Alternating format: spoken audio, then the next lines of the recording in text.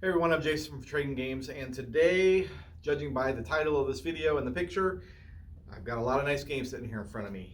And I wanted to kind of give an update to basically the burglary that happened here at Trading Games in August of 2019. And today is February of 2021. Um, Before the burglary happened, I thought I had my games secured in a good location.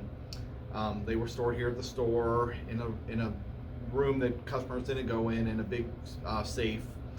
Well, for whatever reason, I actually don't know the whole reason yet. Somebody decided to break into the store and steal the safe.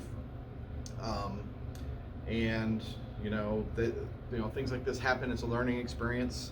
I think the biggest thing to come out of this that I really want everybody to think about is when you have big collections of video games, and now that these things are really starting to appreciate in value, these things become a target for thieves. And if you have these in your home or in places where people know where they're at, they become a target.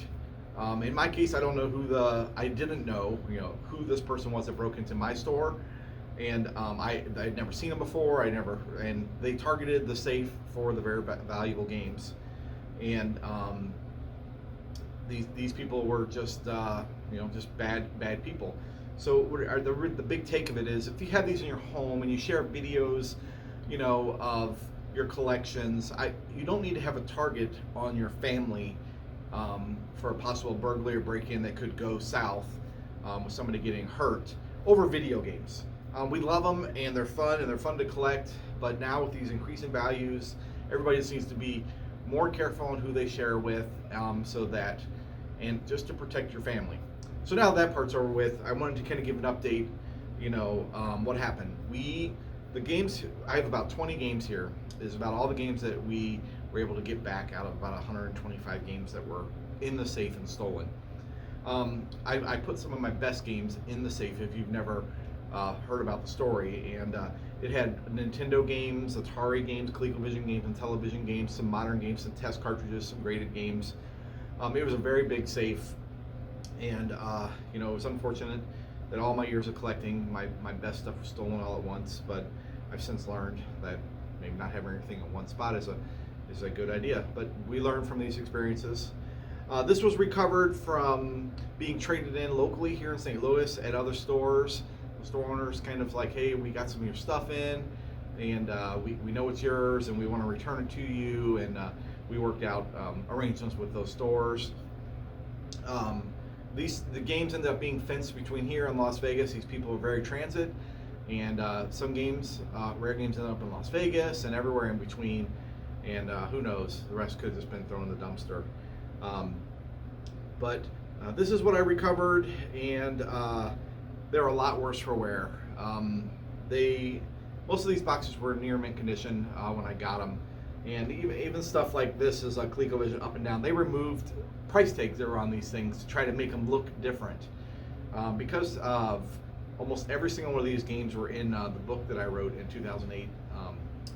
Me and my friend Robert wrote a book called Classic 80s Home Video Games. It's an identification and value guide. So we had scanned almost high-resolution scans of every single one of these. So it was really easy to identify a box. It's kind of like a work of art. You can see the exact details of where there's a rip and a tear. But these came back a lot worse for wear.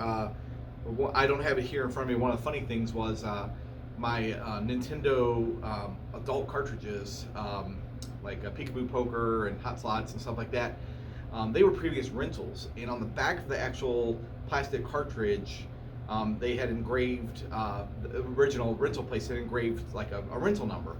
And these thieves actually sanded the whole entire backs off of the cartridges, and in nice as they could, because they knew they were very valuable, sanded that smooth, the whole entire back of the cartridge, to be able to sell those cartridges. And we did recover 2 of those adult games, and I since sold them, not having the complete set. I didn't want to keep them,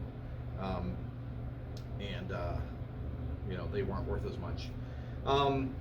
Basically, this Atari Video Cube was a mint box, practically new, and now it's all crushed in and destroyed. My Gravatar Silver Label, the Atari Club one, was tons of wear on the edges. These things just basically were sliding around inside somebody's trunk. Sword Quest got really abused down the side and crushed up, and it's just so much denting and damaging in this box that was mint. If you look at the picture in the book, you can see how nice it was.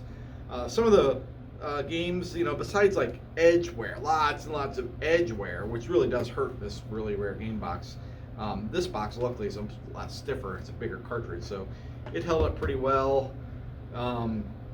This is actually, the NTSC version of BMX Airmaster, and the box is universal. The box is anywhere from in the world, but the cartridge inside is NTSC. But the box got really beat up.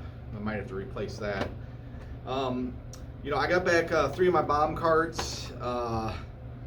These are amazingly rare games. I'm actually kind of glad to have this much of a setback. But the big issue I had was that I had spent years get quality control passed in, actually getting NTSC versions of these carts, which is extremely rare.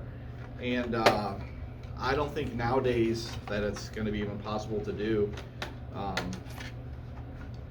anymore. I'm just trying to find the last one that I need, Z-Tac or no, I can't remember. But it's fun getting some games back, and I have to work out with my insurance company, a settlement on these, on purchasing back. I did it for the really first small batch we got back. I got back some of the adult games, got back a couple Super Nintendo games, the adult games on Nintendo, a couple Super Nintendo games. So, it is nice to have some really, really rare stuff all at once back, but it's bittersweet that I'm missing some of my favorites. I got back 2 Tiger Vision games, Marauder and Jawbreaker, and I didn't get back River Patrol boxed, and that's a darn shame. That game, insanely rare, and it hasn't popped up yet on anybody's radar, so we don't know what's been done with it. I lost my Air Raid, and that ended up in Vegas. As you can see, I didn't get any Nintendo games back. There wasn't a ton in there, but my Cheetahman and my let's see, the Cheetahman, the Little Samson, and a few others. Those did end up out in Vegas at a couple different shops, and those shops were not helpful at all, and helping me getting the information on who the thieves were selling out there. So thanks for watching the update video. Things are, it's been a while. Things are kind of getting back to normal. And like I said, we have a felony conviction. Sentencing is really soon. That's why I was able to get the stuff back out of evidence, and that's really good news. Since that break-in has happened, we made a ton of changes around trading games, and we have like cages on the windows, and the vault door has been reactivated, and dual alarm systems and backup alarm systems and instant notification alarm systems, and that's just this day and age. And like I was saying at the very beginning of this video, if you made it this far, don't let your family be a target over video games. If somebody's going to break in your house to try to sell $1,000 worth of video games, your family doesn't need to be in the way. So protect your family and your collection, of course, and be careful who you share it with on the social medias and stuff like that. So that's basically about all I have to say about it now. So thanks for watching this much, and a tour of once I get these back into inventory and back into the collection, we'll do a nice little tour of the collection